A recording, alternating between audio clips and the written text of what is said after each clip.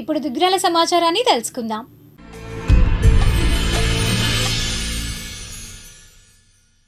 మహాత్మా గాంధీ ఉపాధి హామీ పథకంను పాత చట్టం ద్వారా కొనసాగించాలని కోరుతూ దుగ్గిరాల శివాలయం సెంటర్ వద్ద వ్యవసాయ కార్మిక సంఘం ఆధ్వర్యంలో శుక్రవారం నిరసన కార్యక్రమం జరిగింది.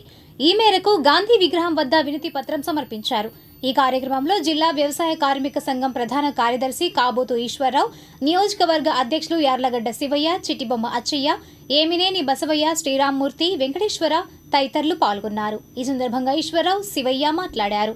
రాష్ట్ర సమితి పిలుపులో భాగంగా మహాత్మా గాంధీ జాతీయ గ్రామీణ ఉపాధి హామీ చట్టాన్ని కొనసాగించాలని, వికసిత్ భారత్ జీరామ్జీ చట్టాన్ని రద్దు చేయాలని కోరుతూ ఈరోజు రాష్ట్ర వ్యాప్తంగా నిరసన దీక్షలను చేపట్టడం జరిగింది.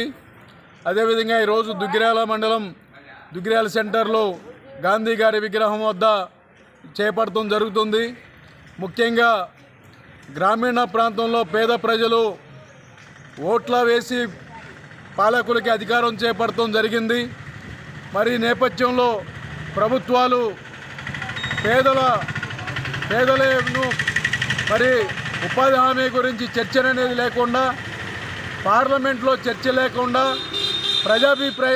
ప్రజాభిప్రాయ సేకరణ కూడా లేకుండా పేదల చట్టాన్ని రోజున తీసేసి కొత్త చట్టాన్ని తీసుకురావటం కేంద్ర ప్రభుత్వం మొండి వైఖరిని తిప్పికొట్టాలని, అదేవిధంగా గ్రామీణ ప్రాంతంలో పనిచేసేటువంటి వ్యవసాయ కార్మికుల పేదల చట్టాన్ని కూడా కేంద్ర ప్రభుత్వం ఉపాధి హామీ చట్టాన్ని కొనసాగించి వారికి 90% కేంద్ర నిధులు, 10% రాష్ట్ర నిధులు ఇచ్చే విధంగా పాత చట్టాన్నే కొనసాగించాలని ఆంధ్రప్రదేశ్ వ్యవసాయ కార్మిక సంఘం తరఫున కేంద్ర ప్రభుత్వాన్ని డిమాండ్ చేస్తున్నాం.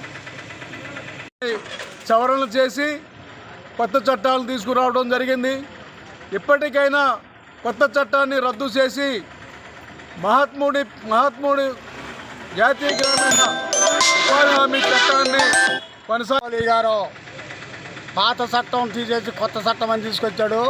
గ్రామీణ ఉపాధి ఆహార పథకం పని అదేవిధంగా ఇప్పుడు అంతరాలు వచ్చేసి వెనకటి రోజుల్లో 15 సంవత్సరాల పైన పనులు దాదాపు 100 రోజులు పని జరిగేది. కోతలు కానీ, కుప్పలు కానీ, ఏ పనులైనా సరే మహిళలకు కానీ పురుషులకు కానీ పనులు లేకుండా మిషన్లు అంతరాలు వచ్చేసినాయి.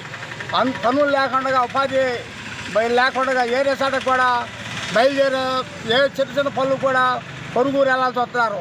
పాత చట్టం అమలు జరపాలని, కొత్త చట్టం తీసేయాలని నేను కోరుతున్నాను. దుగ్గిరాల ప్రాథమిక ఆరోగ్య కేంద్రంలో స్పర్శ అనే లెప్రసీ వ్యాధి అవగాహన కార్యక్రమం శుక్రవారం జరిగింది. తొలుత మహాత్మా గాంధీ వర్ధంతిని పురస్కరించుకుని గాంధీ చిత్రపటానికి పూలమాల వేసి నివాళులర్పించారు. అనంతరం అందరూ కలిసి ప్రతిజ్ఞ చేశారు. ఈ కార్యక్రమంలో వైద్యులు ఇజాజ్ అబ్దుల్ రెహమాన్, డిప్యూటీ పారామెడికల్ అధికారి Ramachandra Rao, deputy health education Vankadara Subbarao, CHO B Sunitha, MPHS Lalitha Kumari, Vijay, ఉందాద్ అలీ ఖాన్ తదితరులు పాల్గొన్నారు. అన్ని వనరులను వినియోగిస్తాం.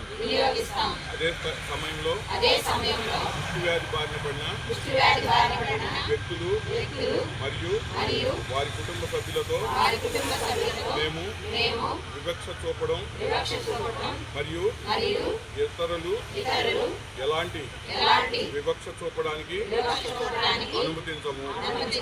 కుష్ఠవ్యాధి బారిన పడిన వ్యక్తులపై వివక్షతను అంతం చేయడం, గౌరవాన్ని కాపాడటం మరియు నిర్మూలించేందుకు మేము వ్యక్తిగతంగా మరియు దుగ్గిరాల మండలం ఈమని గ్రామంలో ఫిబ్రవరి 1న జరగనున్న హిందూ సమ్మేళన కార్యక్రమానికి సంబంధించి శుక్రవారం రామ మందిరం వద్ద సమావేశం నిర్వహించారు. ఈ సందర్భంగా హిందూ సమ్మేళన నిర్వహణ కమిటీ ఆధ్వర్యంలో పోస్టర్స్ ను ఆవిష్కరించారు. అనంతరం శ్రీనివాసరావు మాట్లాడారు. ఆత్మీయ హిందూ సోదరిమణులారా, భారతదేశానికి ఆత్మ, ప్రాణం హిందూ ధర్మం, హిందూ సంస్కృతి మరియు హిందూ సమాజం. కావున హిందూ సమాజాన్ని చైతన్యవంతం చేసి సమైక్యపరిచి మన దేశాన్ని విశ్వగురువుగా నిర్మాణం చేయాలనే లక్ష్యంతో రాష్ట్రీయ స్వయం సేవక్ సంఘ్ 1925లో ప్రారంభించబడింది. ఆర్ఎస్ఎస్ ఈ 100 సంవత్సరాల ప్రయాణంలో మన విజయగాథలను గుర్తు చేసుకుంటూ హిందూ సమాజం పట్ల గౌరవభావం, ఏకాత్మ భావన, స్వధర్మం పట్ల అంకితభావం వంటి వాటిని వికసింపచేసేందుకు మీ అందరి భాగస్వామ్యాన్ని కోరుకుంటూ హిందూ సమ్మేళనం ఏర్పాటు చేయడం అనేది. దీనికి మిమ్మల్ని కుటుంబ సమేతంగా వచ్చేసి సాదరంగా ఆహ్వానిస్తున్నాం.